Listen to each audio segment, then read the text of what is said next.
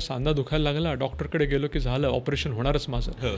पण 90% of joint पेनला ऑपरेशनची गरज नसते. 90% ऑफ जॉईंट पेन आपण म्हटलं तसं थोडं लाईफस्टाईल मॉडिफिकेशन, गुड न्यूट्रिशन, चांगलं डाएट आणि गुड फिजिकल थेरपी, एक्सरसाइजनी सॉल्व्ह होऊ शकतो. आणि फिजिओथेरपिस्टचं जे सायन्स आहे ते गेल्या 10 वर्षात खूप ॲडव्हान्स झालेलं आहे. आता माझ्या स्वतःच्या क्लिनिकमध्ये जे फिजिकल थेरपीचं इक्विपमेंट आहे ते मला वाटतं माझ्या सर्जिकल इक्विपमेंटपेक्षा कॉस्टली आहे त्याच्यात. कारण आता जसं टेक्नॉलॉजी वाढत गेलेली आहे, आपण रोबोटिक्स वापरतो, आपण वेगळे स्कॅनर्स वापरतोय, सेन्सॉर्स वापरतोय, AI वापरतोय. तर ह्या सगळ्या गोष्टी आता फिजिकल थेरपीमध्ये इतक्या चांगल्या आलेल्या आहेत ना. तू माझ्याकडे चालत आलास की मला कुठल्या जॉईंटमध्ये तू कसा वाकलायस, कमरेचा कुठल्या अँगलमध्ये तू तिरका झालायस हे आपण पटकन असेस करू शकतो त्याच्यात. आणि मग तू ट्रीटमेंट दिलीस की आपण तुझी मसल स्ट्रेंथ मेजर करू शकतो, तुझ्या मसलचं कॉन्ट्रॅक्शन कसं होतं ते मेजर करू शकतोस. आणि ते केल्यामुळे तुझी रिकव्हरी कशी ॲडजस्ट करायची हे आपल्याला कळतं. सो जो एक अंदाज असायचा ना की हां तू चांगली भक्कम झाली ताकद तुझी, आता कर,